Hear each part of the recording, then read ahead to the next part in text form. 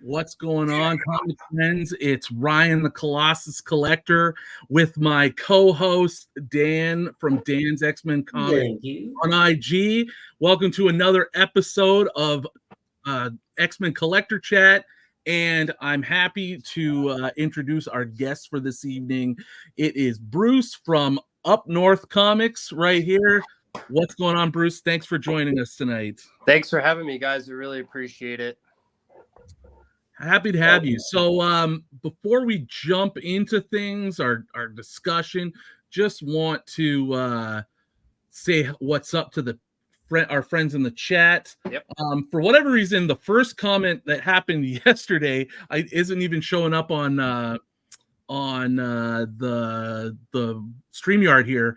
But I will shout out Awesome Toy Box with Troy, who said 24 hours too long to wait. Needs X-Men fix. Thanks for the early chat. And then we've got Brandon Metro in here. What's going on, Brandon?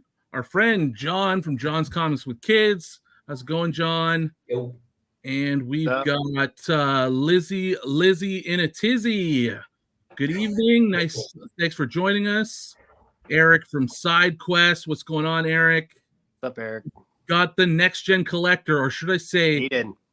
The constructor? The constructor. That's right. Happy Friday. We've got Rider 95. Thanks for joining us. We've got Josh from Sasquatch Comics. What's going on, Josh? Yeah. And we've got Pam. Thank you for joining us this evening. So, Bruce. Yes. So for those who don't know Bruce is a relatively young new YouTube channel, and content creator. We've gotten the pleasure of becoming friends over the course of the last couple months, whatever it's been. Mm-hmm. And Bruce, you're a new X-Men collector. That's right. Let's get you to just kind of give everybody a little bit of a backstory, an origin story, as our friends over at the Absolute Game of Nerds like to start their chat with. First of all, how did you get into comics, and then what brought you to X-Men, and why is that something you're really excited about getting to collect now? All right. So the first part of your question, how did I get into comics? My dad was the biggest influence on me collecting toys, collecting comics. I used to be a toy collector previously before I got into comics. And I just, stumbled across it. I had Brandon, who's been my close friend and internet buddy for better half of almost 10 years now. And he was like, hey man, check it out. You might be interested. So long story short, I, like I said, my dad used to collect comics, and I don't remember him having X-Men. I remember him having, Incredible Hulk. He had Spider-Man. He had Iron Man. He had a lot of Bronze Age stuff, but he had some Silver Age as well. And when I got into collecting comics, I started with Silver Age first. I was like, I'm just going to try to collect some Silver Age stuff. So I started picking up some comics here and there. Brandon gave me the idea of starting on Whatnot. So I started shopping on Whatnot, and, I went to one little local show, and I picked up some books that I'll show later on from there. And those are my first X-Men books that I got. And it was really hard for me to kind of just find a particular run of X-Men that I wanted to start collecting, because it's just so broad. You could start with Silver Age if you want, and then the later series, it starts branching off. But when I found the Claremont run, when you guys were talking about it and Dan was showing off his books, I don't know what it was. I was like, that's it. That is what I want to go with. And, up until today, I've just been focusing on that. I've been really enjoying collecting X-Men. I find it so much fun. There's so many different books that you can collect, but it's all in the span of the same run. And I just enjoy reading them. I enjoy looking at the art. I enjoy the artist. You know, it's awesome, and it's been a lot of fun.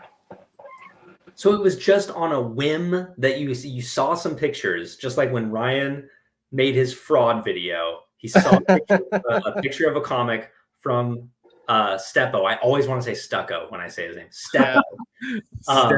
Collect those things. He saw that book and he was like, I gotta have it. It will be mine. Oh yes, it will be mine. And that's how you felt to start collecting. Yeah, I started getting really involved in it when I saw X-Men 95. Like at the cover, I was like, I don't know what it was about that book, but I was like, I need to have that book. So that was one of the first ones that I got recently. But if you want to go way back, I watched the X-Men cartoons, so I'm familiar with that. You know, I've up until recently, I've been watching the cartoon on Disney Plus, and I remember, like, it's almost like I had deja vu. I remember watching that some particular episodes, like, oh my God, I've seen this before, you know, and I got into the Phoenix Saga, you know, all the parts of that. I watched them all, and I loved it. I loved it. A lot of people will hate on the cartoon, but I love the cartoon. You know, some people will say, you know, it's really bad script or whatever it is, or the what's it called? The animation or something. The animation, yeah, the animation is not the greatest. So I'm really looking forward to X-Men 97 coming out. I think it's going to be awesome. Oh, I mean, what a time to be an X-Men fan right now. Absolutely. Gonna blow up. I mean, even outside. I mean, the comics are always there. Yeah, they're not going anywhere. But in media and pop culture, X-Men's, I think, starting to have like a real resurgence. We're getting X-Men 97, like you said. Yep.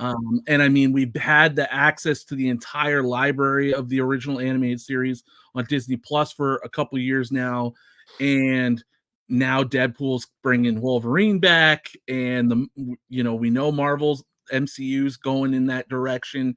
It's pretty exciting. So it's a great time to get into X-Men as a particular stream of comic collecting.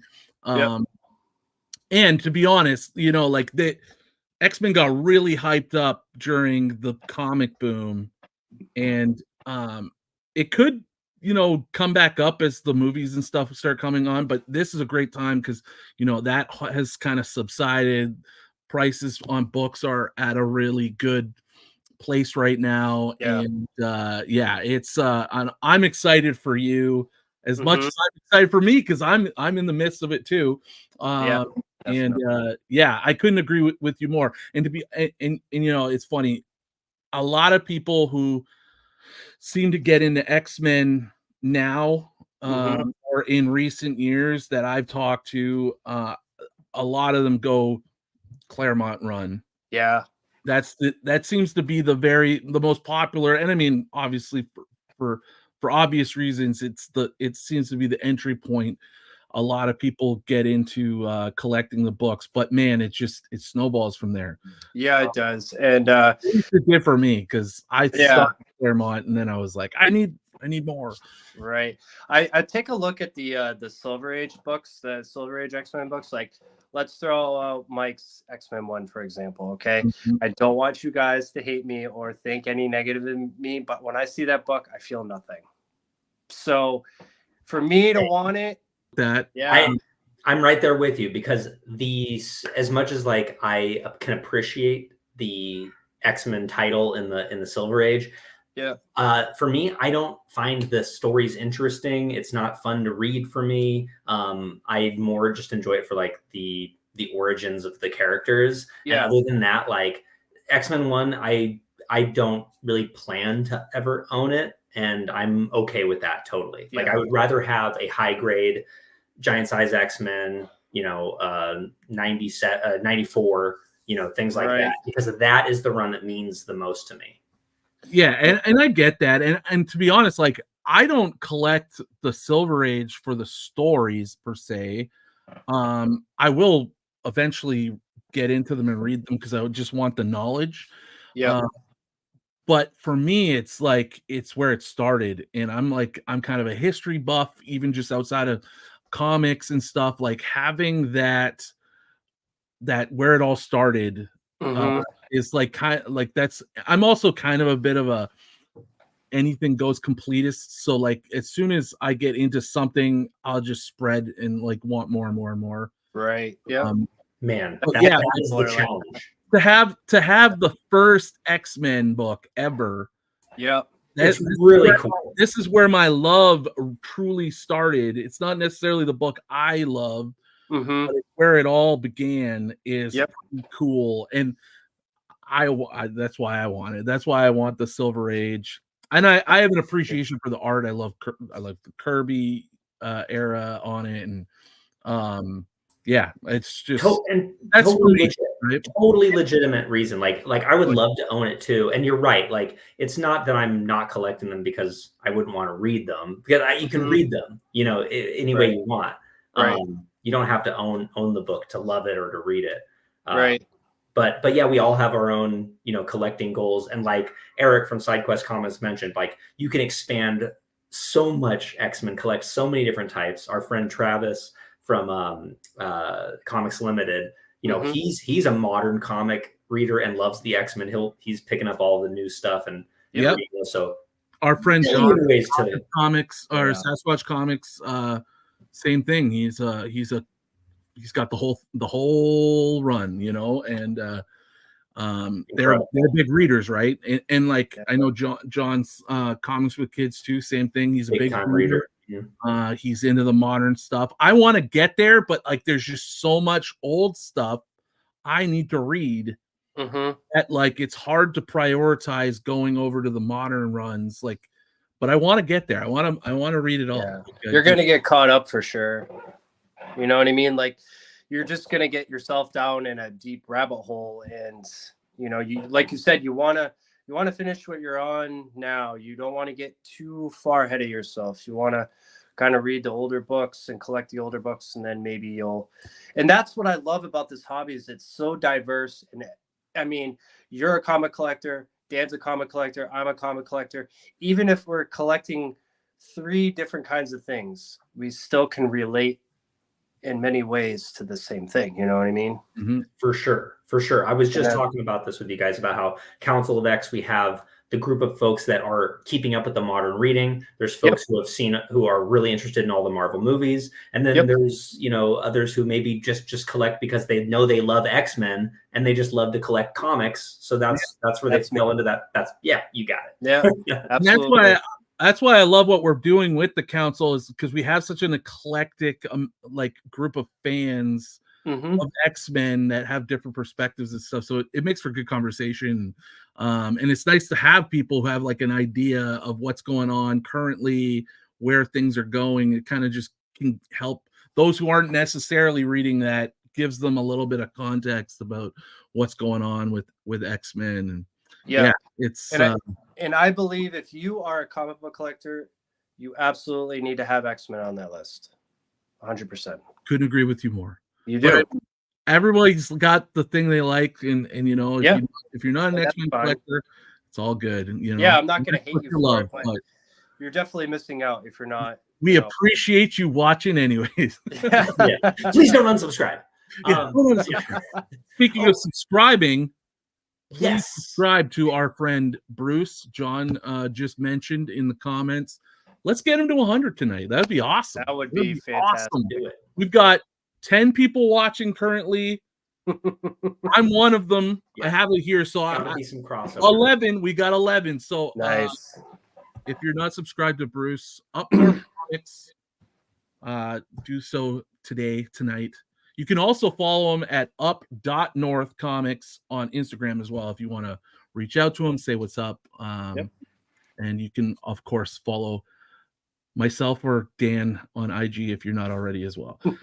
John made also a great point right underneath that comment, saying that take your time. There's always going to be plenty to enjoy, plenty of time to get all of those X-Men comics, because all the X-Men comics are super common. And I think that that's advice I need to remind myself of, that I'm learning more of as we go. But like, we want it now. but Mm-hmm. always going to be there. And Yep. there's going to be a time for us to grab the perfect copy. Exactly. It's like when I told you the other night that I really wanted Wolverine 1, the limited series, and I said I'm sick and tired of wanting it. But I mean, I have my whole life to find the perfect copy, you know what I mean?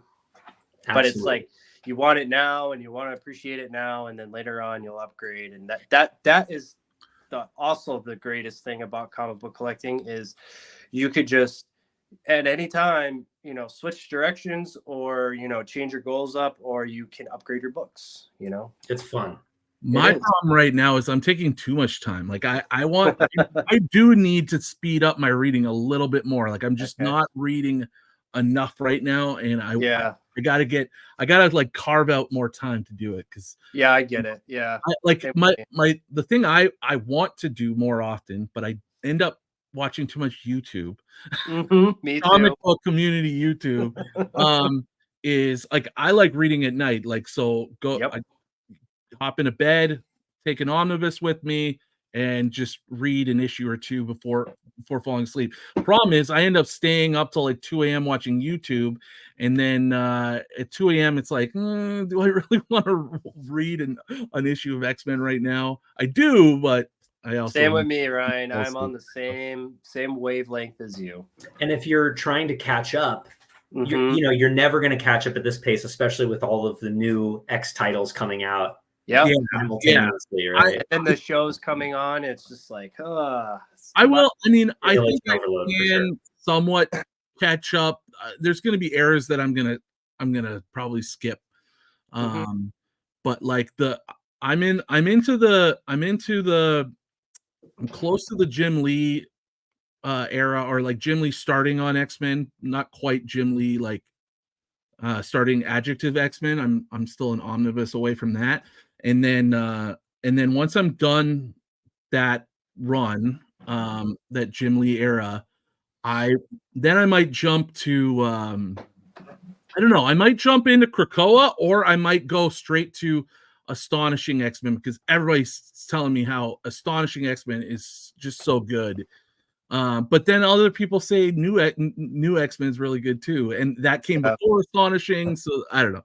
Anyways, I kind of like being chronological, but once I get into the newer stuff, I might just go to whatever I think I like best. And Astonishing X-Men brought Colossus back, and I hear he's like a big part of Astonishing X-Men and the storylines there. So I think that's probably where I'm going to go. But yeah, absolutely. Yeah, I think that's a good idea for sure. Go where your heart leads you, Ryan. Yeah, I agree. That's all we should do, right? Yeah, absolutely. Go where our heart leads. Yeah, you ever like start reading something and you're kind of like, I don't want to read, like I really don't want to read this right now, but you're like, but I should. I need to. I want to get through it. I want to be done with this. Is what I want. Right. When it gets to the point where it's a should and not a I want to, it's like just put it down. Yeah, just put it down and like going to work at that point. Yeah. I guess when it's like leading into something you do really want to read, it sort of becomes something that you feel like you got to get it in there. Yeah. And that's how I feel, right? Like sometimes you might get through a bland issue and you're like, I don't really want to read this, but I just kind of chug through it because it's part of the journey.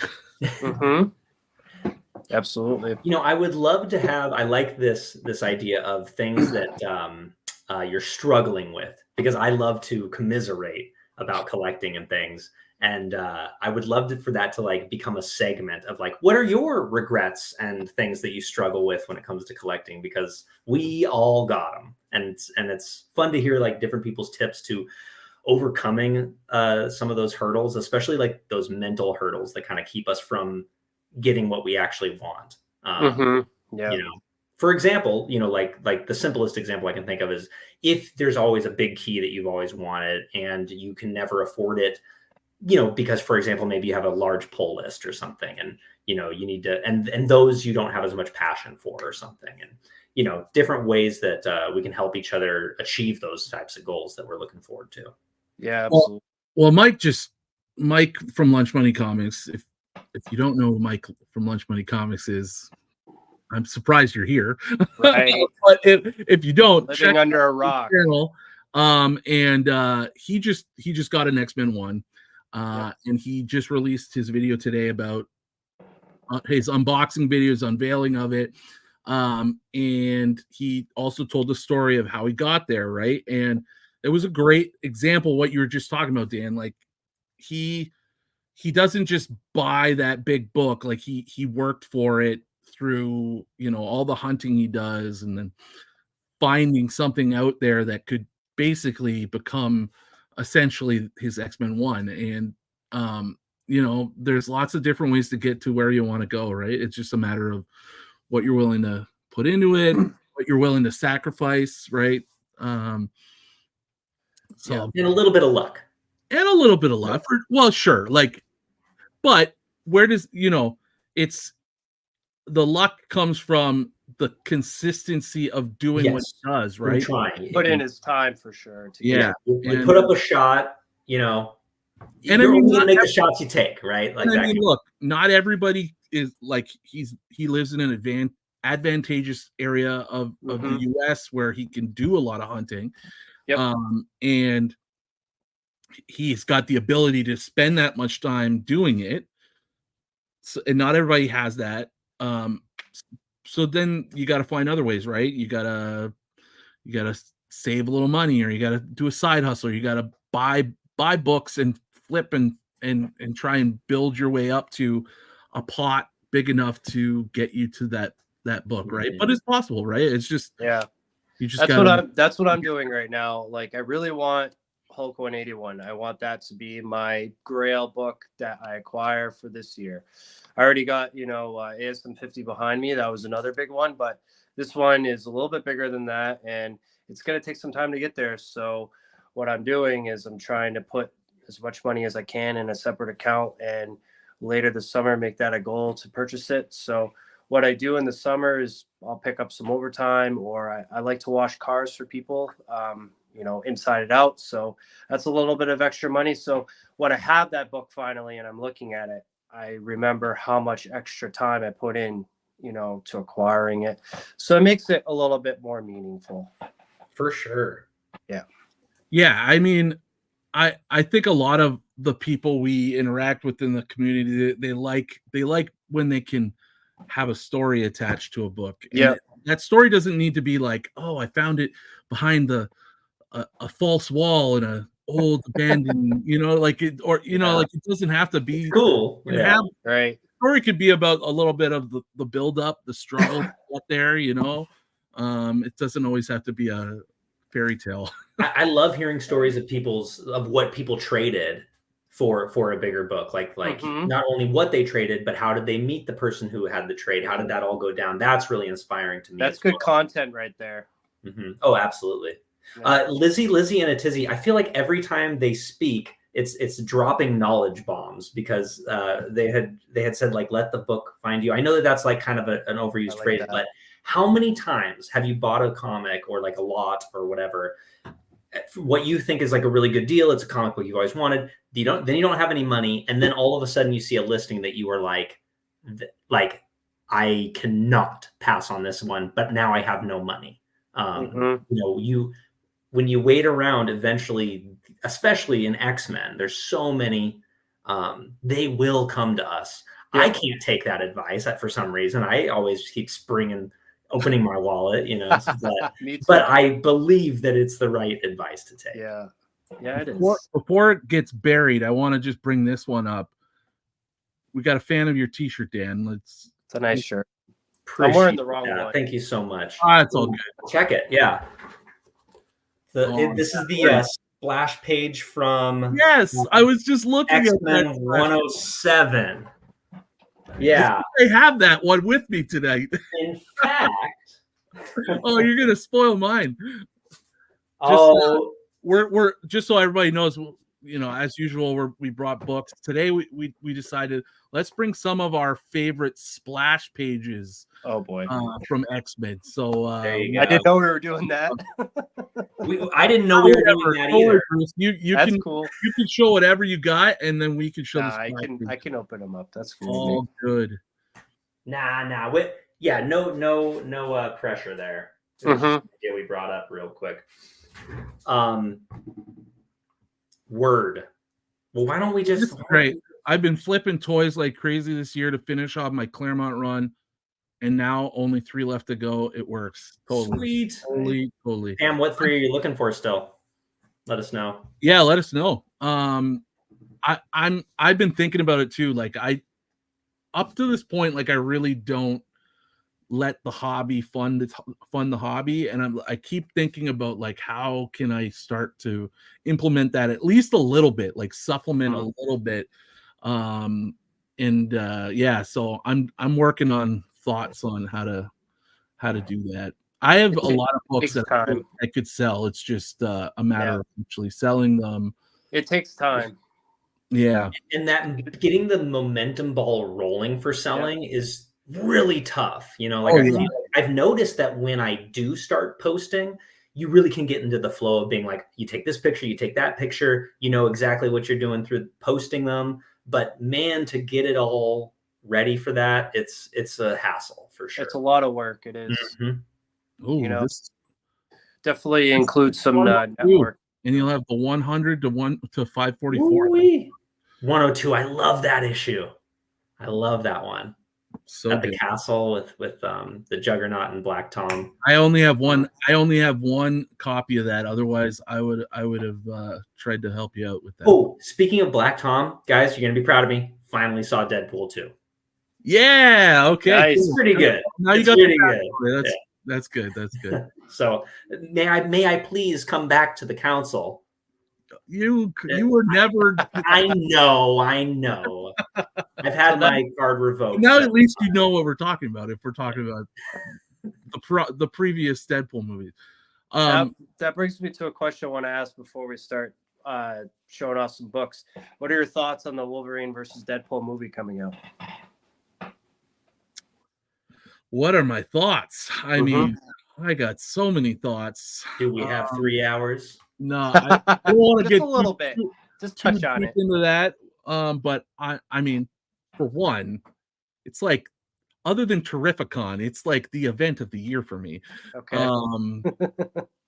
That and hopefully announcements at San Diego Comic-Con about the future of Marvel Studios and MCU. But yeah, I mean, my thoughts are just like I'm super hyped. I'm curious to see, like, we already know there's already certain things that we know about that's going to be in the movie, cameos and stuff. There's a lot of like speculation of cameos that have been out there, and then I'm wondering what else, what's not out there that's going to happen. Because I think it's going to be packed. Yeah, I just like the newest thing coming out in the last couple of days is that Cyclops from the original X-Men movies is probably going to cameo. He made some like cryptic comments that people are going like, oh, okay, you know, like he didn't actually say that he was, but like he just said some stuff that make people like get all crazy about it. And yeah, no, it's I'm super excited. I'm really just the thing I'm most excited is just like I want to, what's this story going to be like? Obviously we have an idea that there's going to be the TVA and time travel, and he's going to be going between universes, which is obviously going to fit in well with the whole multiverse saga that they're trying to play out here in the MCU in this phase. But yeah, I'm just super curious, like what's his role going to be? Like, is he on the run? Is he working for them? Does he start working for them and then like veers off doing his own thing? Like, yeah. And I'm just curious about a ton of different things with the movie. How many Wolverines will there be? Yeah. How many of them will be played by Hugh Jackman versus not Hugh Jackman? Yeah. Will Taylor Swift actually be in the movie? Will Taylor Swift be in the movie? And will people get to make $10 on their overly inflated 130s that they bought. So, And Richard's right. I mean, in my opinion, I don't think the story really matters. Like, I think that we're just there to have fun, and I'm pretty sure it's going to be fun. Well, okay, let me just. I don't know. Like, I think that it's got to be a good movie. Like, oh yeah, it'll be a good movie. I mean, best movie of the year. The Spider-Man No Way Home was chock full of stuff, but it was a good story and it was a well done film. So like that's my hope for Deadpool. It's set. I mean, already with the pegging joke in the first trailer, I know it's gonna have that same Deadpool crass and vulgar humor. Sure. So I'm not too worried about it being Disneyed. So I feel pretty comfortable with that. Now it's just a matter of, is this thing going to have a cool story? Where's it going to take us to? Like, because it's going to set up a lot, I think, with X-Men. It's got to be, it's got to be. My opinion is it's going to retcon anything that we are like. How are they going to deal with that to move forward with this other story? Shoot him in the head.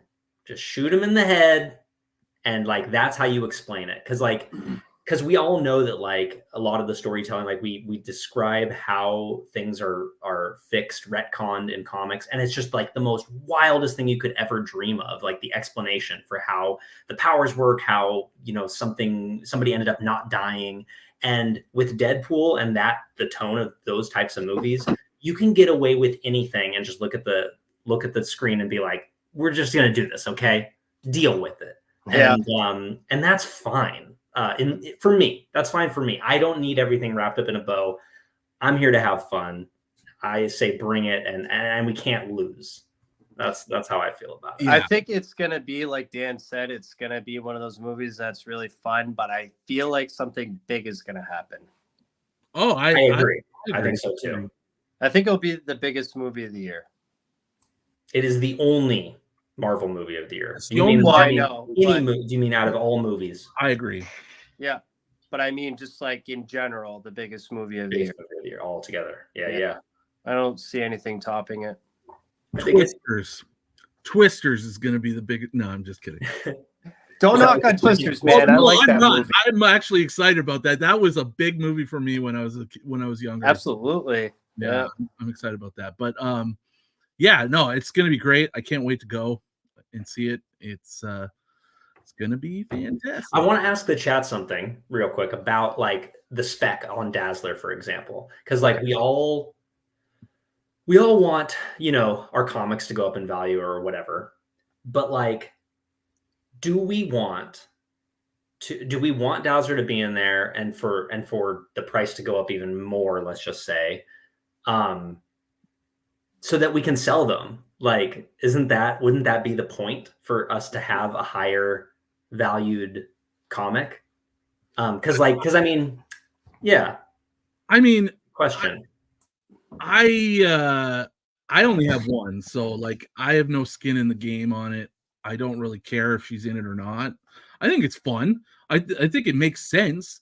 I just it's not like she's gonna have a big role. Like it's gonna, if anything, it's gonna be this quick little cameo thing. Like 100%. Maybe she participates in one scene of the movie, but like I feel like she's gonna be Lady Deadpool.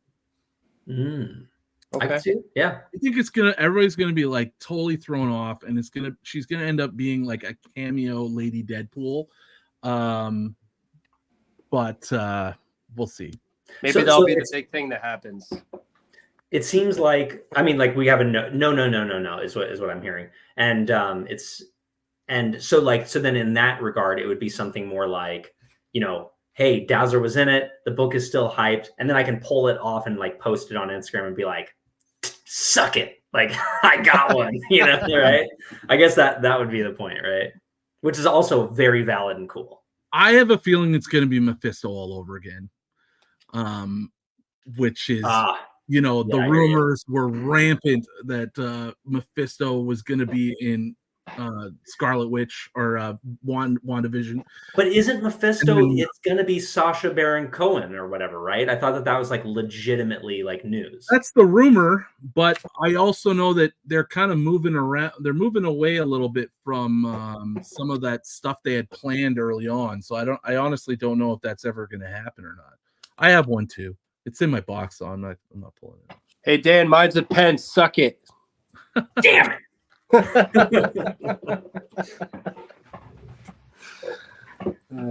Cretan's got a 9.6. He's tempted to sell it, wait for the price to crash, and then buy it again. That I had the same thought, but mine's not high enough grade for it to really.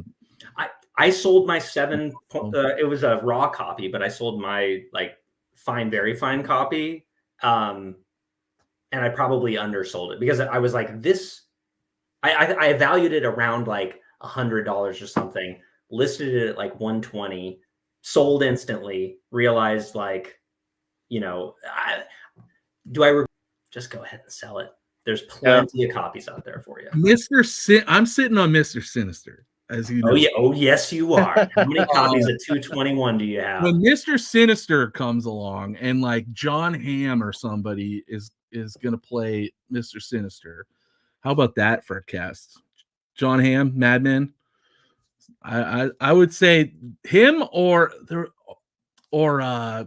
Daniel Craig. He's got like kind of like a creepy face. I think he could play a good bad guy. Anyway, whoever it's gonna be, when Mr. Sinister comes along, I'm going to unload a lot of X-Men 221s. Yeah. Just going back to 130 though, I got offered a 7.0 by somebody the other day, and they wanted 165 for it, and I thought that was way too much for that book. Yeah, that's too high for a book like that. I understand that it's so hot. It's so hot.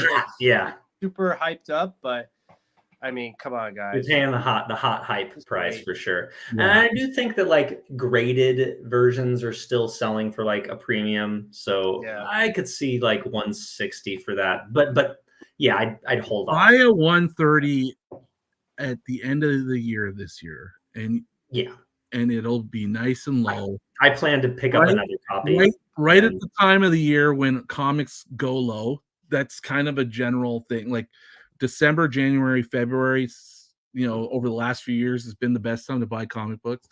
Yeah, true. Yeah. And then a lot of comic shops will have sales around that time of year, like around the end of the year, 50% off sales and stuff like that. All that Taylor Swift Dazzler hype will be dead, whether she's in it or not. For sure, it'll be over. Derek made a great point about kind of the trajectory and trend of those types of movie spec comics. And it's so consistent, I feel. I kind of now I'm thinking maybe I should try and sell my Dazzler and then literally take the money out, put it in a jar, and then December see what grade I can get with that same amount of money. Like I like that. Yeah, I might do it.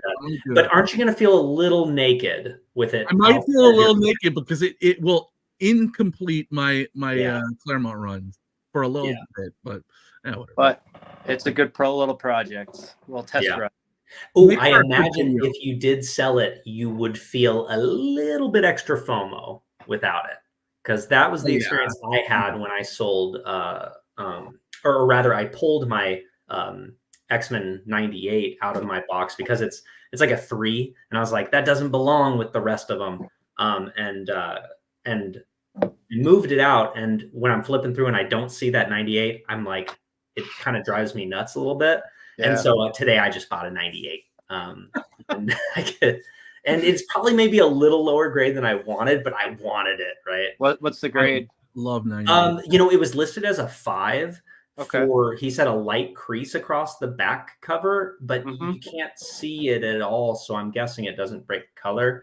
And and it's like one of those like reputable dealers that tends to like undergrade. What did I say? They said it was a 5. Yeah, but it looks like a 7. No, like a very fine, like an 8. Wow. But better. Scans can be deceiving. So let's see what. But all in all, I was like, corners are sharp. No color breaks that I can see. So let's do it. Before we get too I off might topic, just do that. before we get too off topic, Dan, I just had a question. Your 101 that you bought and you ended up having to return it. Did you return it or did you keep it? Nope, kept it. What? Kept it. Oh man. So Really? let's tell the story real quick. Yeah. So we saw a X-Men 101 for Bruce that was it was a mid grade and it was a good price, and I knew that Bruce was looking for it. I already have a copy. Great, he got his own copy since then, but we were looking at this copy. It was a really good price. I wanted a second copy in raw because I have another one graded. And but I was like, but I know you're looking for it. You don't have one yet. You get the first dibs. He didn't respond in time, so I just bought it, knowing that hey, if he wants it, he can have it. But I don't want somebody else to get it. When it arrived, and we had made an agreement. Hey, I'll just sell it to you for the price I bought it for. When it got here, I inspected it and I noticed color touch. It took a little bit of time to convince the person that it was color touch, but the seller eventually agreed and gave a full refund for it. And when I had asked to send it back, he said, keep it. Wow. So I have a color touched raw copy, which is actually like perfect for my collection because I just wanted an extra raw copy. You know what I mean? So Okay. That's perfect. So, and he refunded you in full? In full. Millhouse Comics. Wow. That's so Millhouse Comics. I think I have it right here. So that was very professional of them to do, and definitely unnecessary too, because I even had to ask, like, do you want me to return this? Or no, I didn't even ask. I said, let me return this. How should I ship it back? Blah, blah, blah. Is it okay if I just send it to the return address? And he was like, just want you to be happy. So wow. Very kind. Very kind. Very, very cool. That's awesome. So Bruce, is your kind of goal then to collect the Claremont run? Like, is that kind of your current X-Men goal, or do you have a current X-Men goal? Yep, that's my current X-Men goal for sure. I mean, I have other goals that I want to get to in my collecting journey. Like I mentioned in our group, I don't know, a couple of weeks ago, that I'd like to get into Golden Age eventually, just because I'm infatuated with it. I love the history of those kinds of books, but right now it's just not a goal that I want to focus on. So I'm working on X-Men, and the way that I collect is I try to stay focused on one thing. And then when I'm happy with that, I'll move on to other things. So I'm kind of working on Spider-Man and X-Men at the same time. So if I get a deal on a Spider-Man book, I'll take that. If I get a deal on an X-Men book, I'll take that. But like you said, I'm just trying to stick with just the Claremont run. Sweet. That's the bread and butter, baby. Yep. That's like I said earlier, that's where a lot of people start, and maybe that's it, maybe not. We'll Giant Size X-Men I'd like to get next year as another big book I'd like to get for the year, but this year it's just like my head's exploding with all the different things, and I already feel terrible for not being able to go to Terrificon, and it's just I can't make it possible. Oh, no worries. But you decide to go with Hulk 181 over the Giant Size.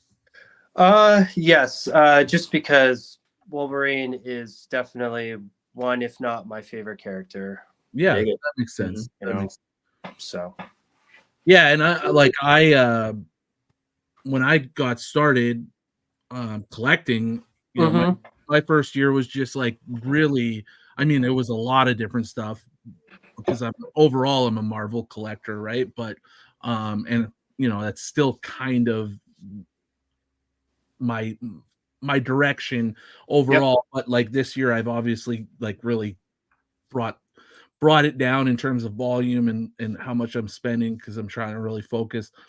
But my first year was just like it was Claremont. Like I was just buying Claremont. And then in the next year is when I like started buying bigger keys, but Giant Size was like one of my big goals that I pulled off this So I'm following down the same path as you. I'm kind of looking at this year as my first official year. Last year, I started collecting, but I didn't know where I was going with anything. I mean, I was just buying anything, you know what I mean? Anything that looks cool. Like I bought a lot of Todd McFarlane Spider-Man, but I was buying it for like ridiculous prices that nobody should be paying. So I got kind of burned there. And then I got out of collecting for a little while. I was going back into selling toys. I did that for a while.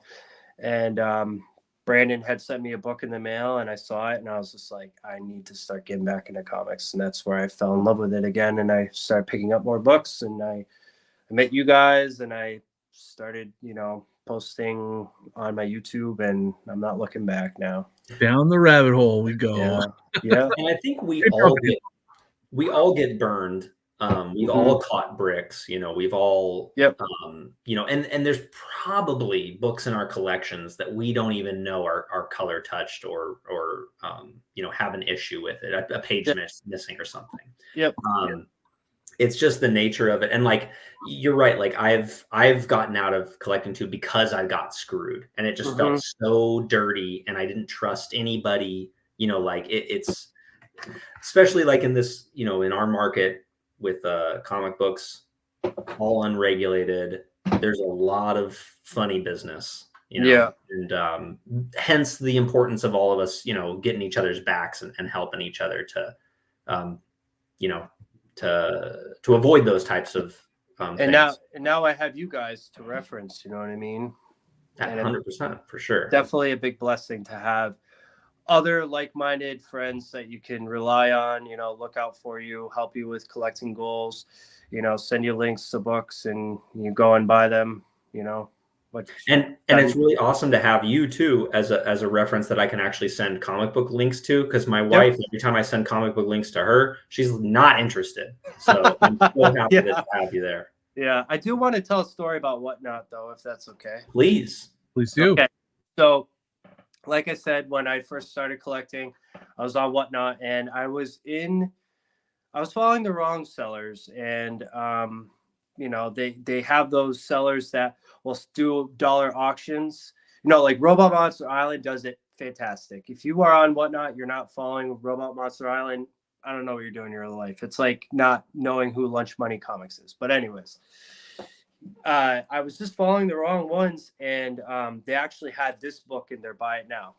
Now, everybody knows this book. It's X-Men 266. And this one I posted on the CGC forum, and they graded it as a 6.0. So I purchased this book for an undisclosed amount. I guess the price doesn't matter. It was towards the end of the stream. It was towards the end of the night. And I decided to pay for it and got off the stream. And the next night they had another dollar auction. So I joined and I saw this book in their Buy It Now. And I'm like, that's weird. Do they have another copy?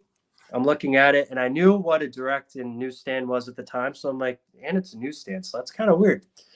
So I asked them about it live in their sale. And I said, hey, what's going on with the X-Men 266 that you have in your Buy It Now? I'm pretty sure I purchased that last night. And they respond back and say, no, you canceled that order. And I'm like, what? Canceled it? I'm looking through my email. I don't have anything, no notifications, nothing. So just on a whim that I happened to be in that stream the very next night, I saw the same book.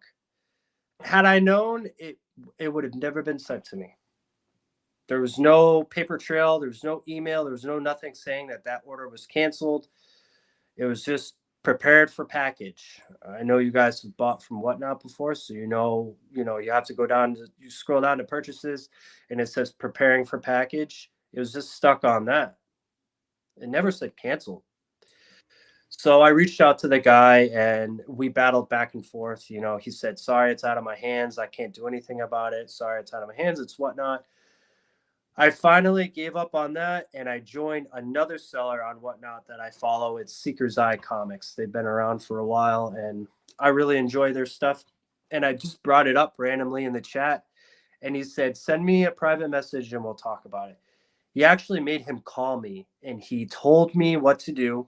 He reached out to Whatnot. Whatnot reached out back to me and I finally got my money back. So I paid for this book twice, essentially. But you did get your money back from the I did get my money back, Okay. and I did get the book. But it was But I had to stuck in fight- limbo or something? I had to fight like hell to get my money back. Damn. And the craziest thing, because I was thinking about this tonight, because I wanted to tell a story. Had I not been on that stream the very next night, I would have never known that this book got canceled. Yeah. Good. How would I have known? Know what I mean? Wow. Yeah, but I mean, you would have eventually like saw that you didn't get the thing you paid for, right? Like, Well, yeah, of course, but it's just, I don't know. It's crazy. It's just yeah, very, no, no, very weird. What is the moral here? Is that Whatnot screwed you, or that it was serendipitous that you happened to go to the sale again?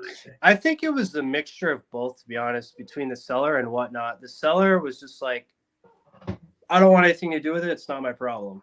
Right, because You know what I Whatnot mean? will like pretty much takes over the whole portion of it. They definitely reprimanded it because he ended up settling outside of the platform to reimburse me. We were chatting on Instagram, and he ended up PayPaling me money back off platform, and Whatnot was like, that is a big no. You cannot do that. So he almost got banned for that. Right. So he ended up blocking me from Instagram and Whatnot over this ordeal. I just wanted my money back. I kept saying over and over again, and we both tried to reach out to Whatnot, and they never responded back.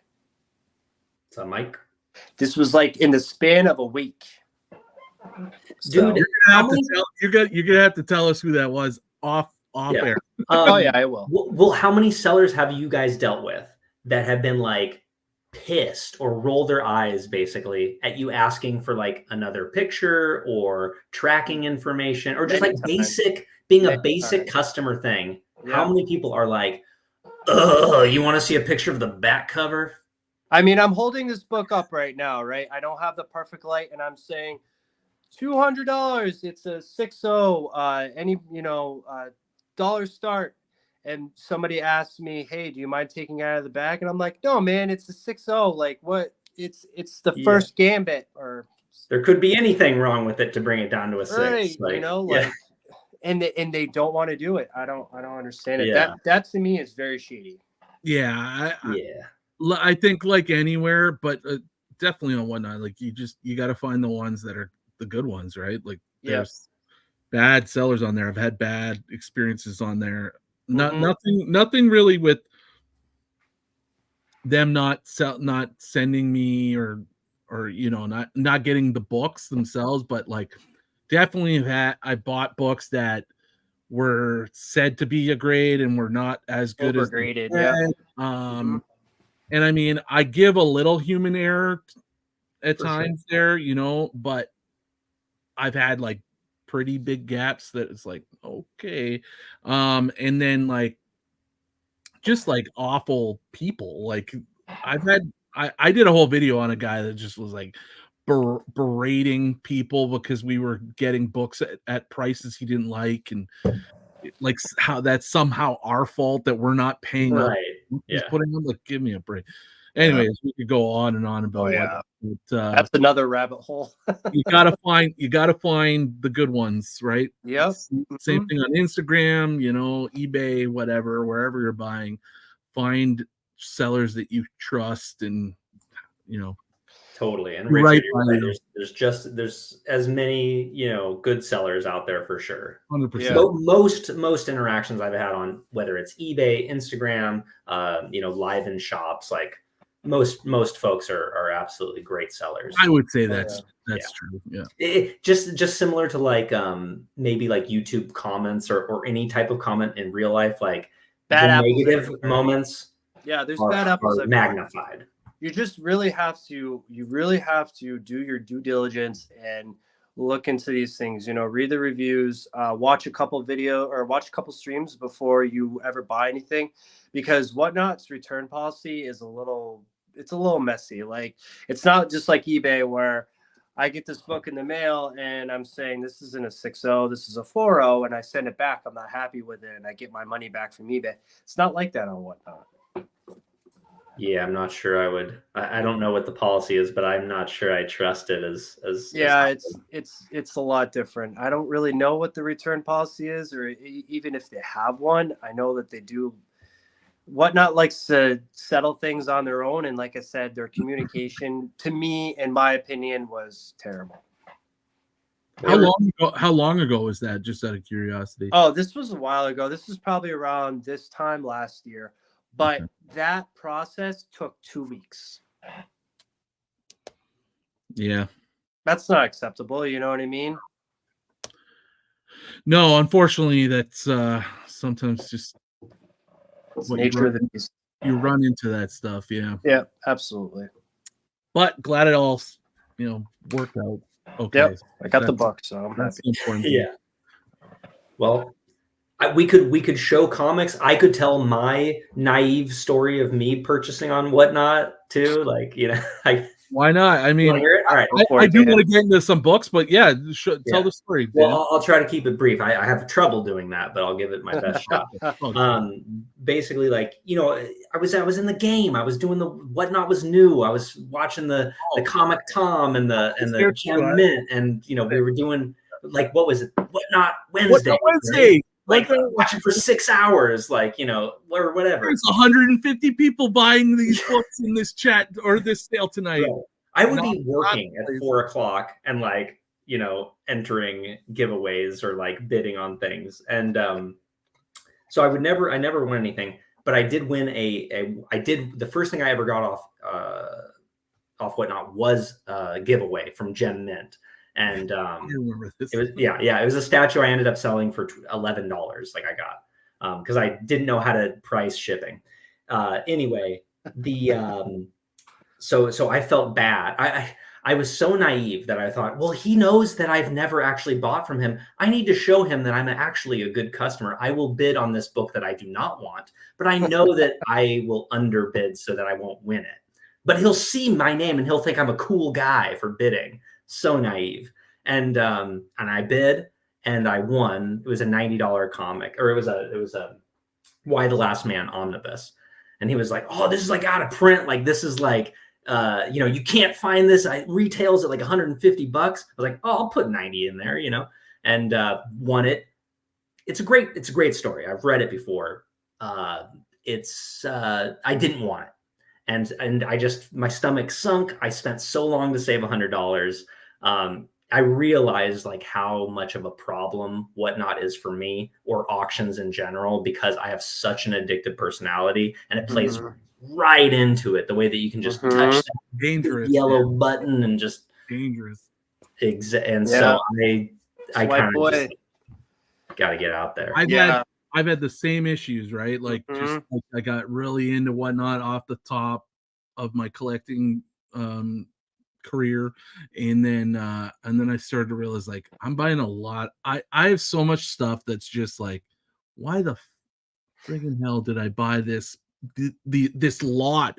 Why did I buy this packs of comics? I have I have a box I call my junk box over here, and it's 75% filled with DC stuff that I got in these jumbo packs of books because I wanted 3 books in them. Yeah. And I have all this extra stuff that I don't want, and I have no way of getting rid of it short of just donating it. But yeah, it's so I got off of it. I still like it for certain sellers, but I just try to not go on it as often as I used to. And every once in a while, I turned off notifications. Good. Yeah. But I hear you, Ryan. It's you buy things because you think this is a good deal. It's 25% off. That's exactly it. Or you start to kind of realize, well, then when I turn around and sell it, I'm going to have to discount it to pay for the shipping or fees, or you get vindictive. How's that? Oh, you're going to bid me out? Oh, you want? Oh, yeah. This is personal. I'm going to be the biggest payer today. Yeah. Who's got the biggest swinging thing in the room here? Insert Ricky here. I will, There's also like a I may or may not have bought a couple books way over what I should have just to win them, right? Yeah, guilty pleasure. I thought the guy I was bidding against was a jerk off. Yeah, or at least you create that image in your head too. There's a deep sort of psychological like kind of pull that app has and plays on us that has to do with like there's really cool personalities out there that are selling these comics and we want to be friends with them. And there's like something that kind of feels like a stripper or something. If I give them money, they're gonna like me more. Or like, if I buy their books and whatever, like, something I've learned from like, West Coast Avenger, like I'm like a little embarrassed. Like I've never actually bought a comic from him. I made an offer on a couple things, but like never bought a comic from him. Dude is so fun. So like we get along, we can chat a little bit. Met him at Rose City Comic Con. Great guy. You don't need to spend money with these people to like them. I'm super naive though when I was getting into it, Mike raises a good point. Like, it's all about also the times and like the sales that you go to. Like, going when it's late or early in the day, finding rooms or auctions where there's like 10 people in it as opposed to 50, 60, over 100. Like, get away from the competition and you can actually really do pretty well on one night. You can.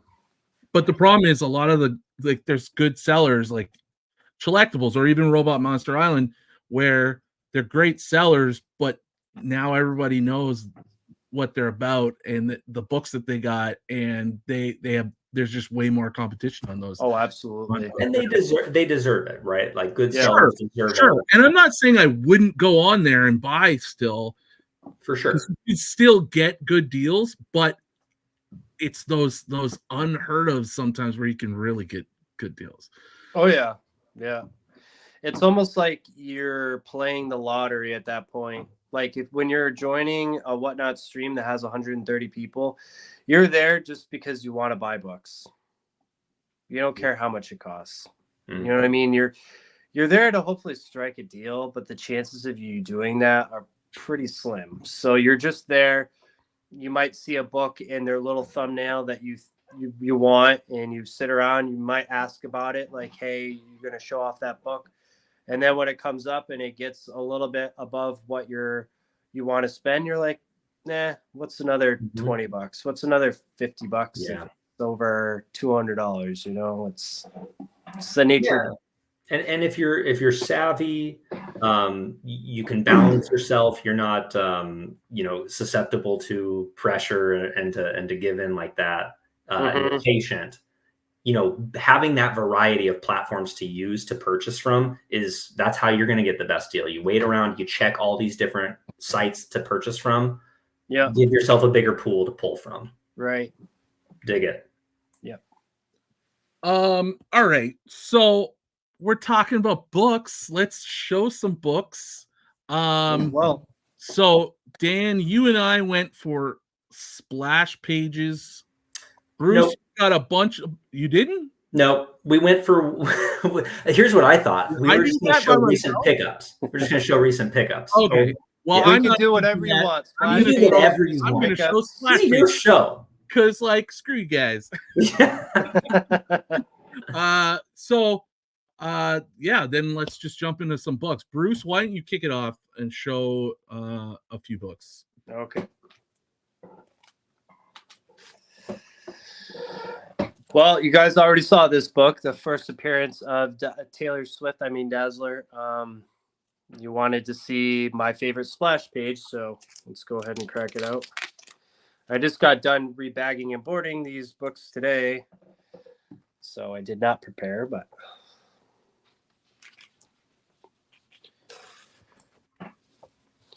I don't know what it is, but I really love the look of the splash page. Just I don't know, it's got that 80s vibe, that neon cursive outline of the Dazzler. It reminds me of a scene in a movie, like you're pulling up in I think it's the front of the street, but it feels like a back alley, like car pulls up, they get out, you can hear the bass thumping from the club. Yep I felt the same way. So I still have to read this book. I'll probably going to do that tomorrow night. But I thumbed through it, and it's got really, really, really awesome art. And when did you get that, Bruce? I just got it last week. Picked it up. Right. Yeah, this is my most recent book. So I got that one, and then another one I recently picked up, 112. Oh yeah. Yeah, this one's from Ryan.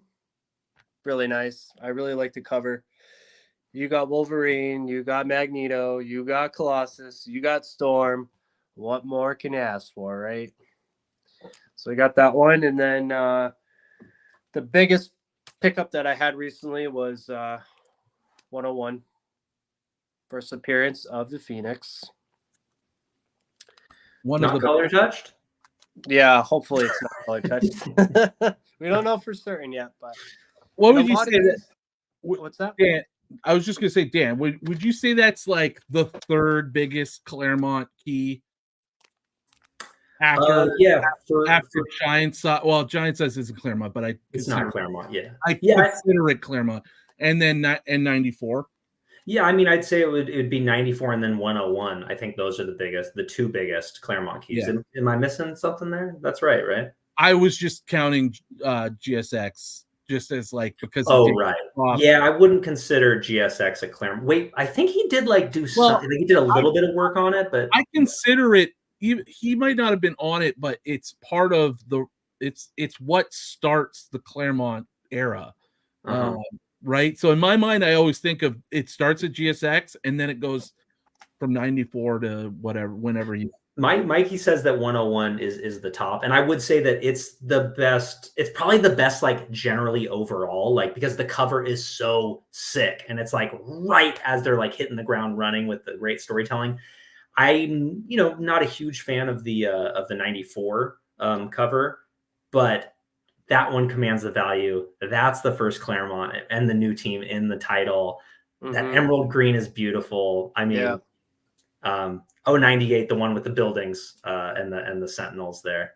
First cameo of Black Tom or something like that. Yeah. Sweet. Sick. Sorry to interrupt. No, that's okay. 94, I'll agree with you that the cover is kind of growing on me though.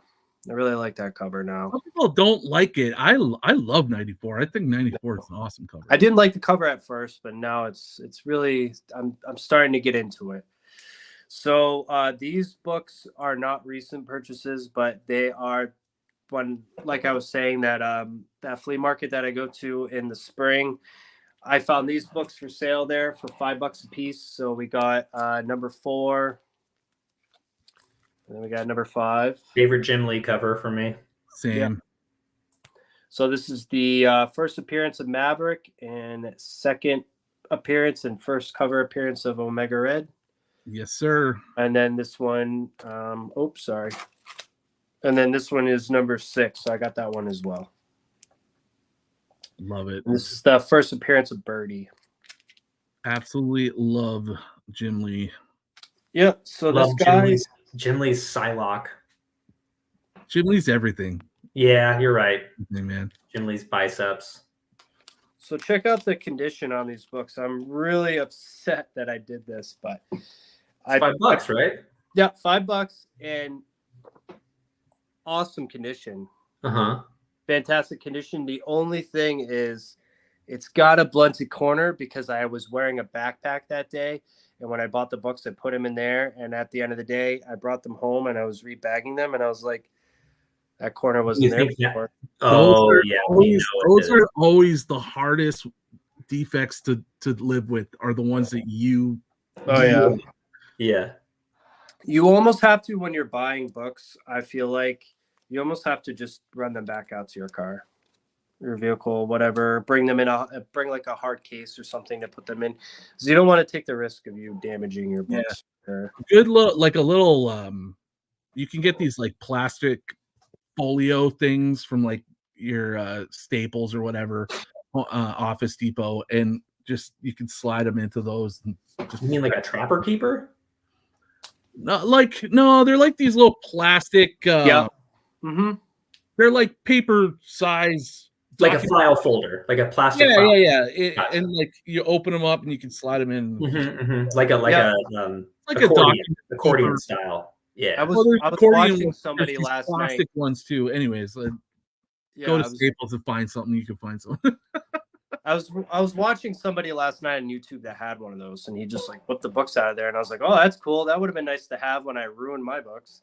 Is it called Staples in the US or is it Office Depot? Yeah, we have both. Staples and Office Depot. But Next Gen called it a comic folio, or like there is a specific brand, I think, that also works well. Cool. ECW makes it cool. Thanks. So another one that I got recently was from my buddy X-Men Dan, 95. So this is the one that kicked it off for me when I decided that I wanted to start picking up some Claremont X-Men. Just love that cover. It's a great cover. I'll never get tired of seeing it. I'll never get tired of looking at it. I don't know what it is. So Dan had 2 copies, and he let me pick out the best one out of the litter that I wanted. So there's just something about Cockrum, early Cockrum covers that just like, just love them. One of them is he often puts Colossus like right up front and like the main part. Oh, there it is. Yeah, I love this cover. So I've always like had an affinity to that too, but like just in general, like there's just something about them. I love them. Yeah. So I remember the day that I was talking to you guys in the group chat, and I was like, I want to start buying some X-Men, and I was just looking through Key Collector, and I was looking at the art, and I was like, this is incredible. Like, it's so good. Dave Cockrum is so good. So I honestly will say that he's up there from one of my favorite artists for sure. Eat Your Heart Out, Uncanny Derek Comics. One of the comics he was looking for. Oh, really? 102, love 102. Oh, I was thinking actually the 103 earlier. I actually the red cover with they're on top. Orangey one, yeah. I actually do have 2 copies of that one. Beautiful. So then after this, sorry, I'm trying to get some tape out of the way so it doesn't stick to my books. Smart. Yeah. Always remove the tape. Always remove the tape. Sometimes I get a little lazy. I'll admit. I think I got. We all do. That's how tape pulls happen. True. I think I got this one off Whatnot while back. This is when I was like, I really want to get some Uncanny X-Men, so I picked this one up. You know, it's got Wolverine and Sabretooth right there. Classic. X-Men versus the Marauders. Yep. 220, right? 222. 222. Thank you. Yep. And then everybody knows this book, 181. Or I always call it 181. 340. Yeah. That's classic Todd McFarlane. I read somewhere today on Facebook, it was like a poll. People were asking, like, we're saying that this book is the best Todd McFarlane cover of all time. Would you disagree? There's the Batman one. There's a lot of great Todd McFarlane covers. Here's a great question. Todd or Jim Lee? Oof. For me, it's easy. It's Jim Lee. I love Todd McFarlane, but there's something about Todd McFarlane, like especially on that cover, and I love that cover. But the way he squiggles lines. Cover your ears, everybody. We're not talking. I don't love it as much as I love Jim Lee. And we'll get into some Jim Lee when I get my. No, 100%. I love the way that Todd draws costumed characters with masks on. Fantastic. Yes. I love his Spider-Man. I love his Spider-Man. Do not like his faces. Don't like skin. Don't like it when he draws skin. Don't like skin. John Byrne right here. Yeah, it's the best John Byrne Wolverine ever. I will have to say this has got to be my favorite Wolverine cover of all time. That's my favorite Wolverine cover from the ongoing series. Yep. It's a great pick. It is. Obviously, there's lots to pick from, but it is a great pick. And then I actually have 2 copies of this #1. Wolverine I can get down #1. with that. What's that? I can get down with with 2 copies. Oh yeah. Must have in a Wolverine. Yeah, this is another one that I have to have multiple just because of the cover. It's awesome. Eric, that's a great one too. The Jim Lee issue #27, where he's in that back alley in Japan. I think he's in Japan, or it looks like a Japanese kind of like back alley with neon blues and greens. Yep, for sure. Yeah, those guys look some kind of Asian or whatever. Oh, I'm talking about issue #27. Oh, sorry. Yeah, no, you good. That first issue though, that's a great cover as well. Definitely in the top 10 for sure. And then this is the last one that I want to show. I don't know if too many people know that I even have this book. I got this from Brandon actually. That one was super hot, man. When they first announced the Wolverine thing, that thing went nuclear. That was the first one to kick off, and it's still really hot. It is, but it's cooled off compared to where it was. Mm-hmm. Because I guess like everybody just knows Wolverine, and I don't know. It's shocking how books go hot. Well, because this book was like a $12 book from what I remember. Oh, I know. Like, and all day, and now it's 100 in the near mint condition. It hasn't held like the 130 in my opinion. Like the 130 is like the biggest spec book. Yeah. Of Deadpool and Wolverine movie, which is shocking to me because it's like the most. One, you don't know it's there, it's even going to happen, and B, it's like I guess it's the T Swift factor. Like 100%. I would think that's a better spec book, like logically for the movie than the 130. But I agree with you 100%. I don't understand why it's the other way, but either way, though, it doesn't make sense to buy them when they. Well, I mean, I'd rather have the 130 has staying power, regardless of Taylor Swift. Sure. Or not. It's always been a valuable book it over this one. Yeah. It is a first appearance. This is just the first time. This is the first meetup or whatever. Mike, I know what you're talking about. The whole first battle. The one where he's spreading the trade dress, Hulk spreading the trade dress apart, right? It's pretty tight. Yeah, it is. I think Brandon found this for like $5. So goodbye. Yeah, definitely. So that's all I got. All right. Who's up? I got you. Hands up. Yeah. So okay, I had made so where to start? I mean, I've been buying just whatever I feel like is a good deal. I don't really have an aim right now. Again, my goal this year is to go to Terrificon, so that's about saving about $1,000. Definitely doable, but I got to sell some comics for sure. And also, I'm doing my very first in-person comic show tomorrow, Frankenstein Comic Swap at Lloyd Center in Portland. Nice. Yeah, it'll be the first time I'm doing it. You're setting up a table. I'm setting up a table. What? I thought you already did it. Before. No, it's tomorrow. It's tomorrow. No, I thought you had already done that before once. I did my very first live claim sale on Instagram. Okay. I thought you did a table a while ago, but is this the one you're doing with Qwerty? Exactly. Yeah. Okay. So Sean from Qwerty Comics on YouTube, sub him up if you haven't as well. Also, huge X-Men collector. So, if you're in the Portland area, check out Dan Say what up at the Franken swap. The Frankenstein Comic Swap at the Lloyd Center. It's at the H&M, the old H&M shop. It's emptied out. They have 2 floors, shiny white marble everywhere. It's beautiful. Tomorrow. Yep, you got it. Anyway. Nobody's going to that. We're here to check out what I got. No, they gotta go. They gotta go buy from my boy Dan. Send me to Terrificon. Yeah. And so it's really interesting, like pricing out your books to think like, what would I sell this for? Because like I'm gonna turn around and straight up buy this. There.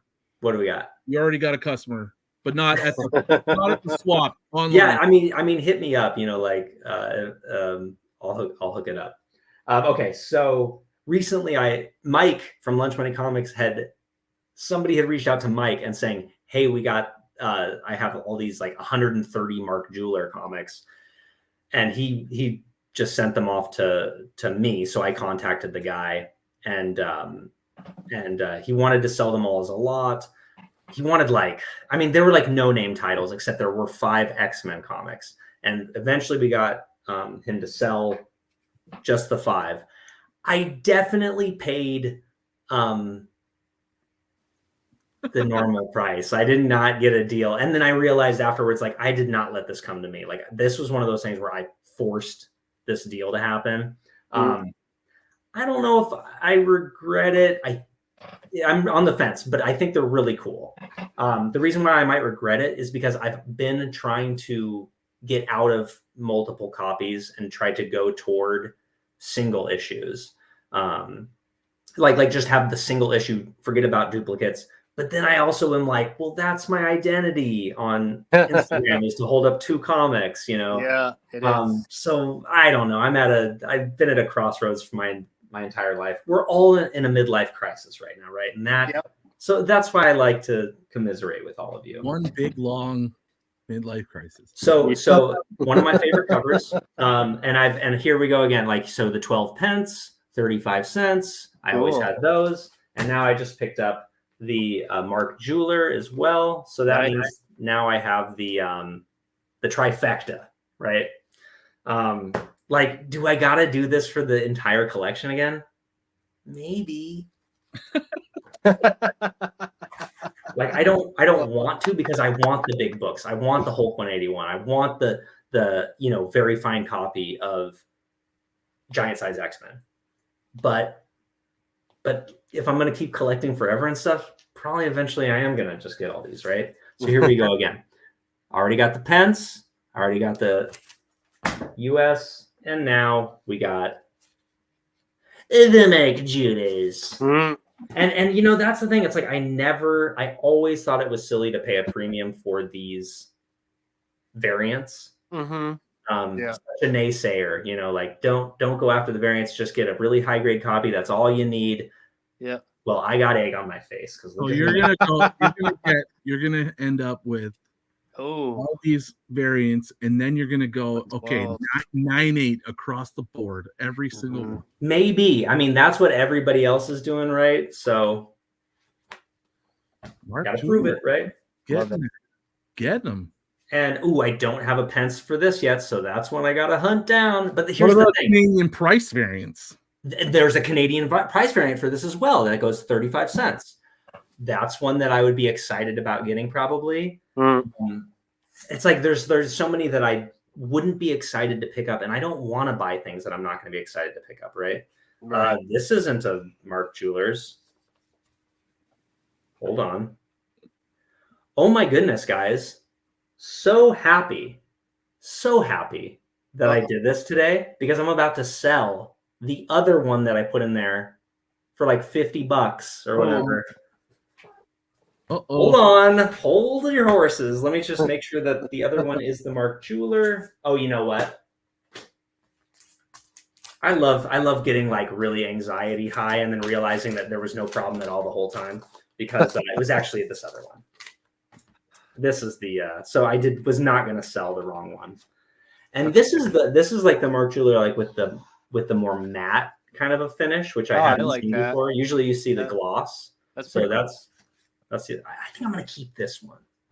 But they're all like mid-grade, like literally like 5 or maybe 5.5. This one's like a 5. So I kind of am like, I've been trying to go high grade, and I feel a little bit like a fraud, like I'm spending my money on things that I didn't plan on spending the money on.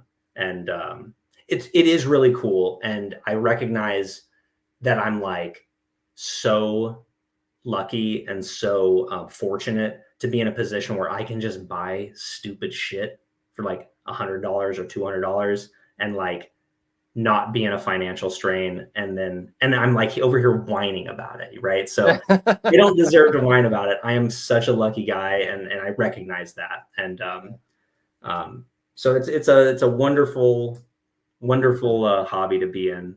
I'm lucky too, Dan, because then I get to buy all your mid-grade copies when you're Thank you. If you want to sell them and you don't want to hoard them. I do. I just need to like close my eyes and just just get them out of here, right? They're going to a good home, Dan. So I know it. I know it. Thank you. Get that camera off of me. You can now, I could see the TV reflecting in this case I have. So you can see that I have got X-Men, the animated series. Oh, yeah. Nice. Days of Future Past episode. That is, isn't it? All right. So I guess we got our wires crossed in our little pre YouTube text chat. We were talking about, well, what are we going to bring today? And 2 suggestions got thrown out: recent pickups and splash pages. I thought I kind of steered it towards splash pages. Clearly, I did a terrible job of that because only I got splash pages, but that's cool. Who doesn't love to see some splash pages? So I wouldn't say these are like necessarily my favorite. I haven't really done a ranking of splash pages because there's so many. And I'll also just say splash pages doesn't necessarily mean the first page of a book. It's any page where the whole page is basically taken up by like one visual or one image. So I grabbed a few books. So Dan, you pulled out this beautiful book recently and showed us. He's still my beating heart. The Jeweler. I pulled this for this incredible. Oh, so many good images in this. Look at that. That's awesome. Look at that. This would, I guess, be called a double page spread. Yeah. That is excellent. That's a nice spread. So many great large panels in beautiful this book and page. All right, next up.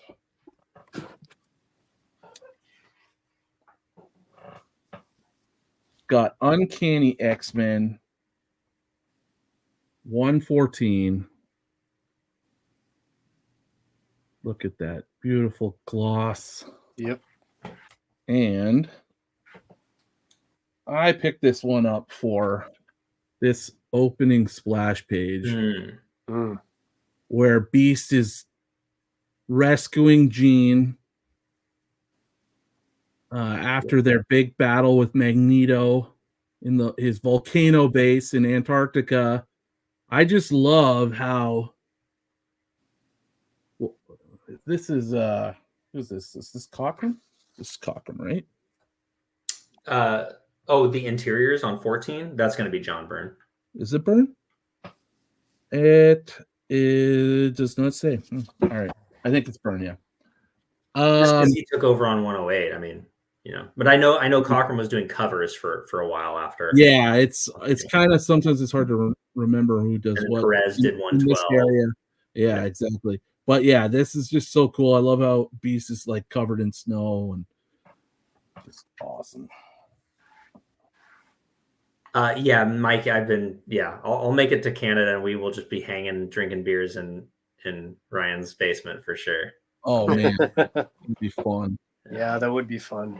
All right, so next up, we just saw this one. Yeah, we are just in sync here. We're all in sync. But I grabbed this one because look at that team. Got a rep. That is sick. And that is definitely that's the coolest, man. That is definitely Cochran. Right yeah. there. Yeah. Yeah. That is just sick. Absolutely sick. I'll stop by, Mikey. I'll stop by your place too. All right. And then I said, I love me some Jim Lee. Mm-hmm. Gotta pull it out here. Remove the tape. Oh, so delicately. So, Bruce, yep, you grew up in X-Men 6. Wow, look at this. Yep. So I'm kind of glad you guys did do splash pages. Look at that. That's great. Like a continuation. It's awesome. Yeah. Don't forget to take a look inside. The right? Bleach. Where is it?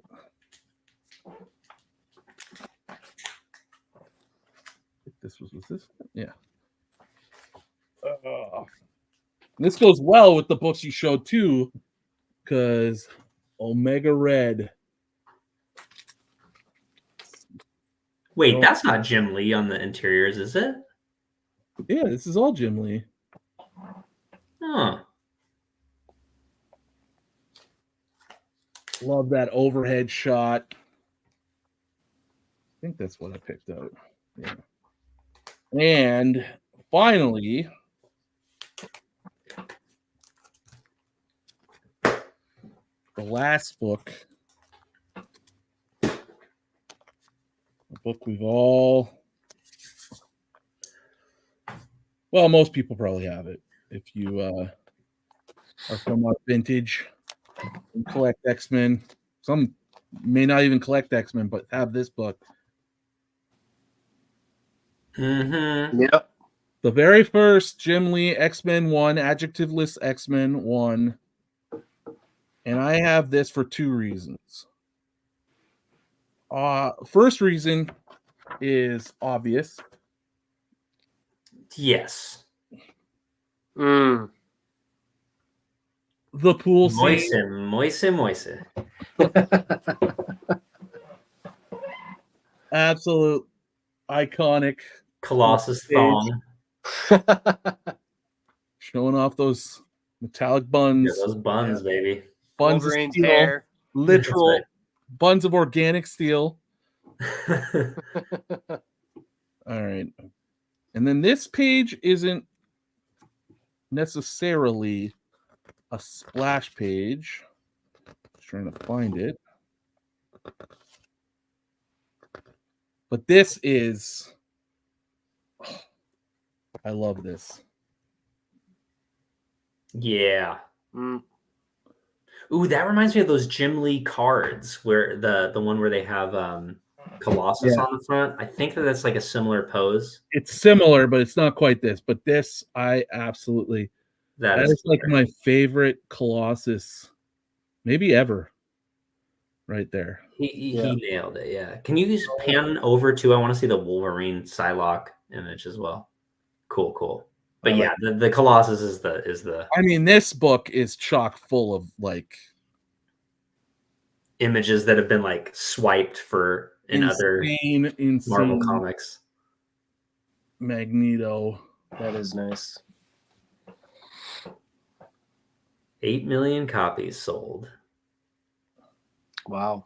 This also has like part of that "Wish You Were Here" pool shot. Like it's got some other spreads. Like it's got this. Oh, I think that that one has the collection of all 4 centerfold spreads, right? Yeah. Mm-hmm. This one. Yeah. I like that too. So good. But yeah. Jim Lee, man. Yep. Pretty cool. Wish he never went to Image. Sorry, Wildcats fans, but yeah, come on. Could have used a few more years on X-Men. Have you guys ever met the guy? Terrificon, baby. Are you gonna meet him? Are you gonna pay $100? Get him to sign something? I think I'm going to. I might have to do that too. Something like I don't know. Who are the other big names going to be there signing books? Well, X-Men related. Claremont's going to be there. Claremont's going to be there. Yeah. And Jim Lee. I'm trying to think if there was any other big ones that I remember. How much are you charging? Those are the two big ones. Like $100. It's like standard now. I think Claremont's cheaper than that, but I could be wrong. Yeah, Claremont's got to be cheaper. I was with I was at Rose City Comic Con last year and asked Arthur Adams. He's was charging like $10 for a signature.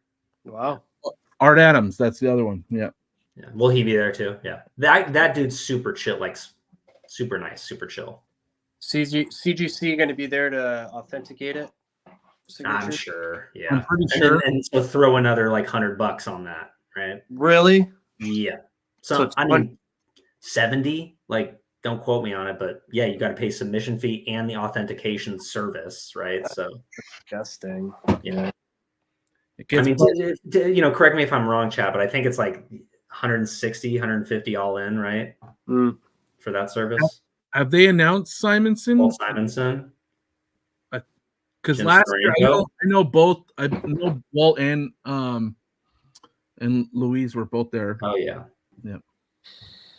Fitty, love it. I would love it if Steranko was there. That would be awesome. You never know how many more you're gonna get of Steranko. He's like one of the last big Silver Age guys that's around. Yeah, he's got a beautiful signature too. If you like signatures, I would love to get an X-Men 50 with his signature on it, man. Like one of that green signature that you see a lot of. Yeah. Are they done announcing like who's going to be there? I don't think so. I think they just keep announcing as they like all Comic-Cons, they're always working them out like to the last day. Like you might be surprised with somebody because somebody's schedule clears up or whatever. And okay, that's always an ongoing shuffle. I did have a question though before we wrap it up. I don't know how long you guys want to keep going, but I wanted to talk about your guys' thoughts on Bo DiMeo being let go from the. You want to dip into that? Ooh, a little bit, yeah. Spicy. I mean, I don't really have any thoughts on it. It's I don't. Clearly, something HR related has occurred because Marvel's not going to dismiss the guy who's basically the creator, writer of a show like a week before it launches. He would be front and center as part of their press tour and all that stuff. So clearly, and like the fact that he like deleted all his social media and stuff. Yeah. Clearly, there's something bad happened. The rumor is that he has an OnlyFans. Okay. Nothing wrong with that. There's nothing wrong with that. I guess corporate-wise, if you're a corporate company like Disney that caters to children, you can't really have your employees pose in precarious, lewd ways. I disagree because I mean, they're releasing Deadpool and like, I don't know, but then again, we're all speculating. Pornography, man. We don't know. If it's. I'm not saying it is. I'm saying that's the rumor, and if that's what happened, I'm guessing contractually that is a fireable, a dismissible situation. I'm not a lawyer though, so whatever. Yeah, maybe for Disney it is for sure. You know, it's, we don't know what their contracts are. Disney's not gonna dismiss anybody unless they have the legal cover to do so, right? So you know, he could still like sue them and end up getting some kind of package, but who knows? He might have signed an NDA on the way out to get, you know, properly compensated. Who knows? There's lots of things that we're all speculating though, right? So like what I think one thing is the nature of the situation is that something bad has occurred where he can no longer be there, that it warranted a dismissal during what is not a good time to be dismissed for the company, definitely for the project. It's not a look that Disney would take on. Yeah.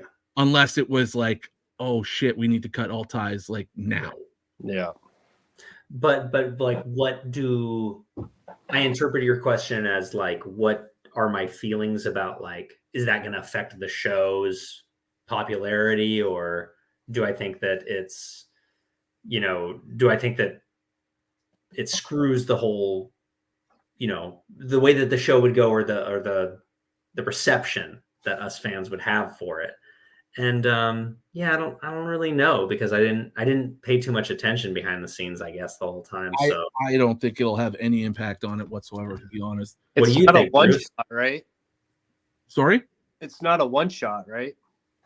No, well, apparently he's already they've already got the second season already. That's what I heard. Yeah, he was in the process of starting to plan for season 3.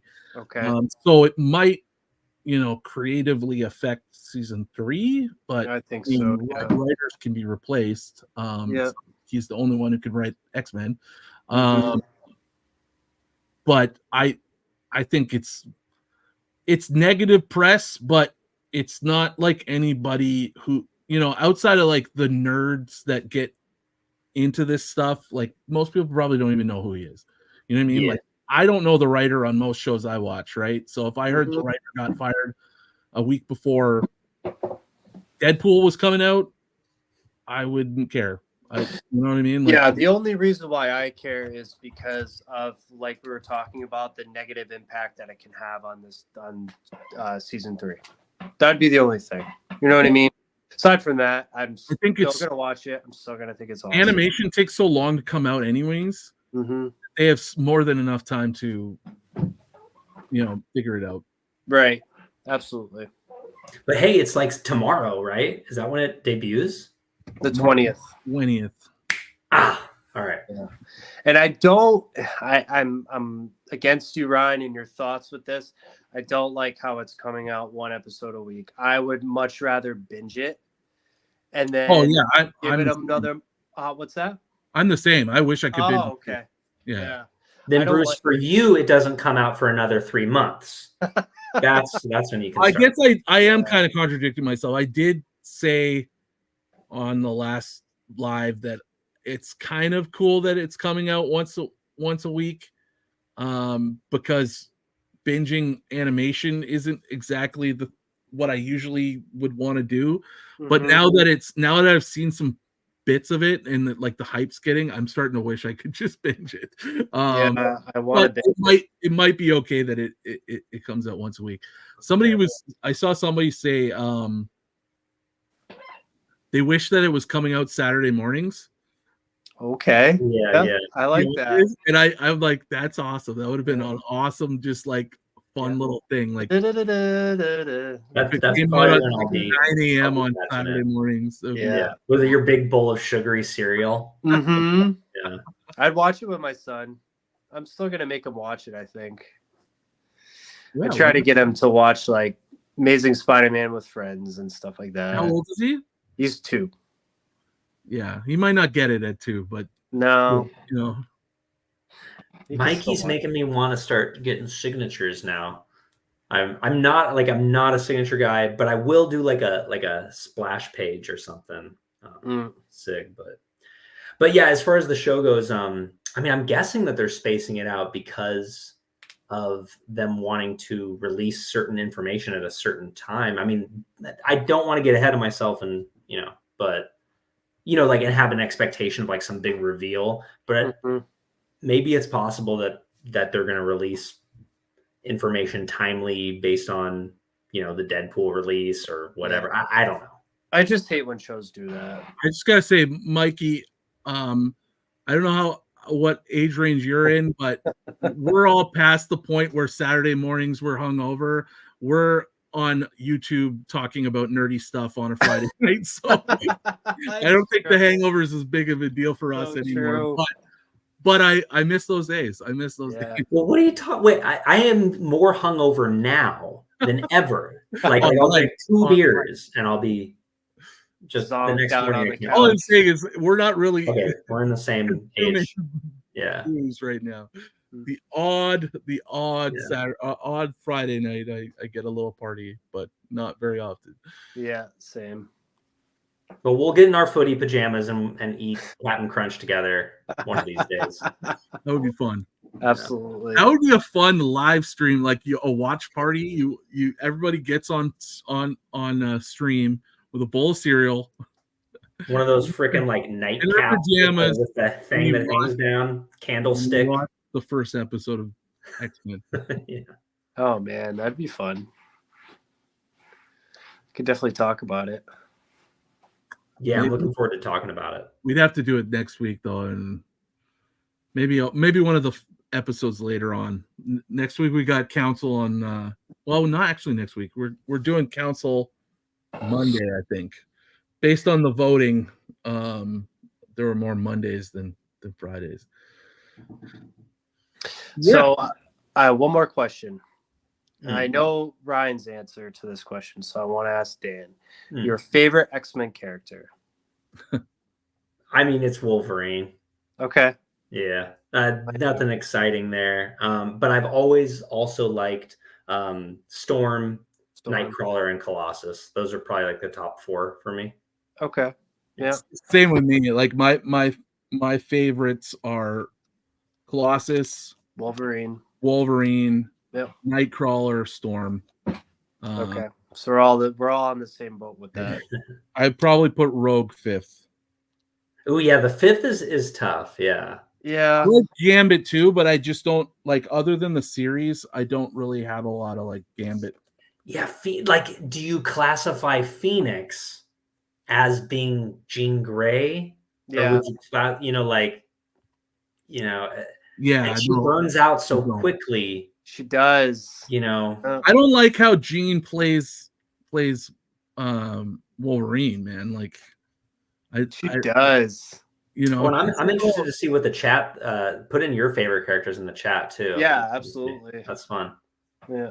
Brandon Metro says Cable Forge and Cyclops are his favorites. Manly men right there. You tell from his profile that he likes Scott Summers. Strapping Kitty Pryde. A lot of people like Kitty Pryde.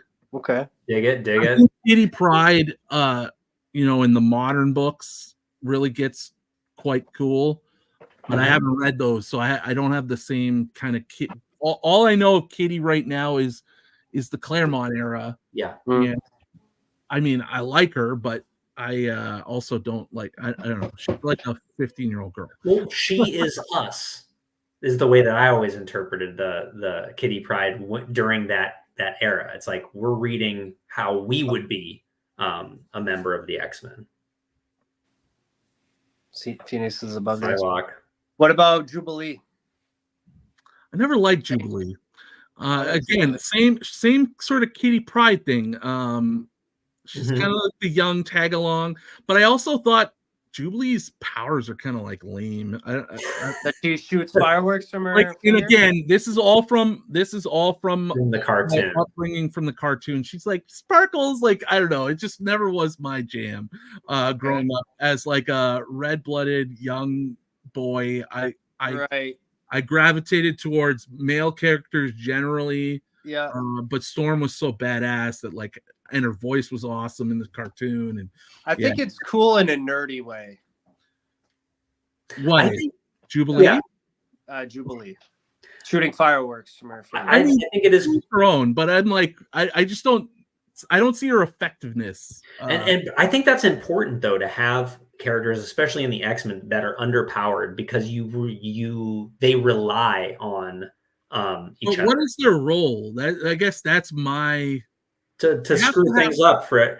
Create like, whoops, I didn't hold the thing, or I wasn't there when I needed to be. I guess story-wise, it's I get Jubilee's place story-wise. Yeah. But like from a function of a team, she brings not much, if anything.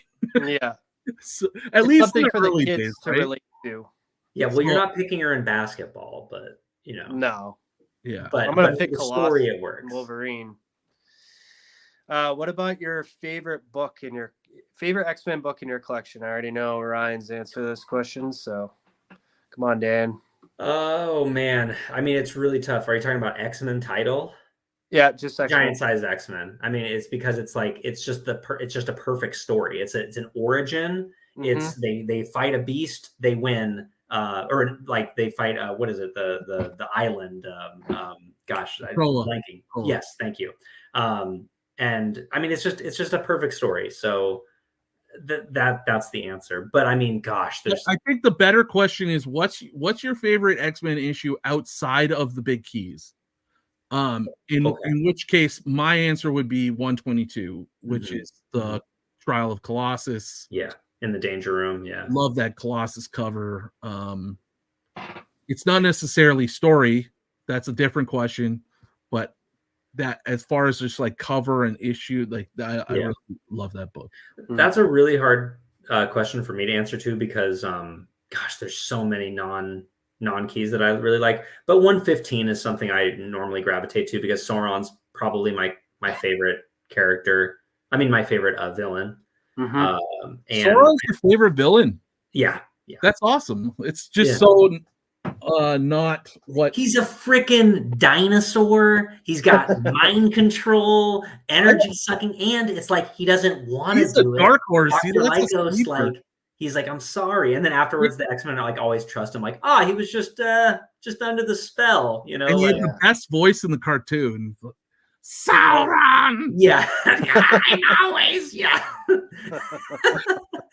You imagine they're just like in the studio, like, you gotta come up with a Sauron voice, like give it, it's a Rick and Morty lemon grab kind of a voice. Yeah.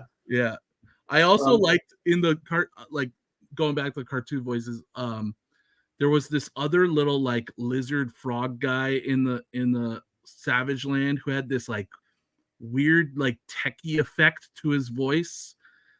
I freaking love that voice. Like I don't know what it is about that. I can't do an impression because it's just so. I don't know what character you mean. Is a it's Savage like Land synthesized. Character? No, it's like he looks like a big man frog with sharp teeth. He's like a lizard, but like that's a like Shi'ar guardian, isn't it? No. In the cartoon, he was one of the mutates in the Savage Land. He was one of Magneto's mutates because Magneto once upon a time did all these like experiments or whatever there and he had like this army of mutant people down there. I got to go back and listen to the voice of that guy. Oh no, it's solid. That again, like I love the voices from the original animated series. Oh yeah, absolutely. Super dramatic. And they did you guys see the little clip, the footage that they released yesterday or the day before? They released about a minute 20-second clip of them fighting Sentinels. Mm-hmm. Okay. And so you got to see a little bit more. That's what got me a little bit more hyped up about the show. Still not quite like it's still not quite the 90s. It's definitely more cartoony. I kind of miss that. Like I miss I'm gonna miss the texture of the original series, even though like the animation wasn't very good. Like I liked it. It felt like a comic book come to life. Yeah, it had this texture to it that this new stuff doesn't have. Mm-hmm. And then, I like the way it was drawn. It was drawn a little bit more for adults than I think this new series is going to be. So I'm going to miss that. Certain voices I get that they're going to have to change because either they can't get the original actors or the actors are older and they sound a little bit different. Wolverine did actually sound a little bit better in this clip than that trailer. Oh yeah, he sounded so I have a little bit of hope there. Beast sounds pretty good. The Sentinels sound pretty close, but not quite as good as the 90s. But again, we'll see how it goes. But yeah, I have just high standards from that. I want it to be as close to the 90s as possible. What about Rogue? Is she going to be in it? Yeah, and it's the same voice, so I think she'll be pretty close to the original. Okay. Voice as well. Scott Summers, Cyclops is a new voice.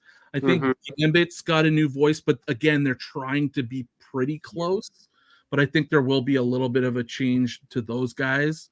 I don't know about Jean. Jean was. Most people are reprising their roles though for the voices most that are available. Yeah. Solid Teleport mentioned it's an amphibious is the frog mute. Nice. Yeah. Pulling we had this sort of weird synthesized kind of sounding voice. It was really cool. I remember just as a kid, that's cool. Yeah. What up, Ricky? Ricky says, are we going to be much longer? Are we too loud, Ricky? Sorry, we'll keep it down. Wait. What? Oh, he says that he should jump on. No, you're just going to talk trash about the X-Men. I'm not gatekeeping. We are gatekeeping this. Sir. Yeah, this is for X-Men only. No, but also I haven't eaten dinner. So I'm gonna have to eat something. Yeah, we'll be shutting this down. Yeah, but I'm at 8% battery right now. Hey, what up, Cliff? Anyways, great chat tonight, guys. Yeah. Love geeking out. What do you think, Ryan? Should we let him in? I think we're gonna let the guy in. All right. All right. Welcome to So, the club, buddy. you could catch Bruce from Up North Comics on future episodes of the Council of X. Our next episode is going to be not this Monday, but the following Monday. I don't have the date handy, but Monday. For the X-Men Collector chat, you're saying? No. For the next Council of X. Council is I not. don't know when our days, next collector. Our collector chats are more sporadic. So stay tuned for the next one of those. But you can always count on the Council of X being kind of roughly every 2 weeks. And if you're like we said earlier, if you're not following our guy Bruce, subscribe to him here on YouTube. You guys, we got to get him to 100. Let's that threshold. 100. I kind of want to check before. Need 5 more. 5 more. Come on, guys. Let's get Bruce to 100 subs tonight. Come on, sub him up. You can also find him on IG at up.northcomics on Instagram. And welcome to Council of X, Bruce. Thank you. And, thanks for having me, guys. It's been great talking X-Men with you guys. Yep. And put a link. Did I not already? I might have already done it. Hold up. I got you. Throw a link in there. In the description. I do have it in the description. But if somebody could throw it up on the I'll get you. If I even better. This damn thing. I'm struggling. And I hope everybody enjoys X-Men 97 coming up this week. Yep. And we'll have lots to talk about, I'm sure, in the next few weeks over how that starts to play out as we watch the episodes. And looking forward to just nerding out on X-Men at the next council. And until the next time, keep collecting. See you guys.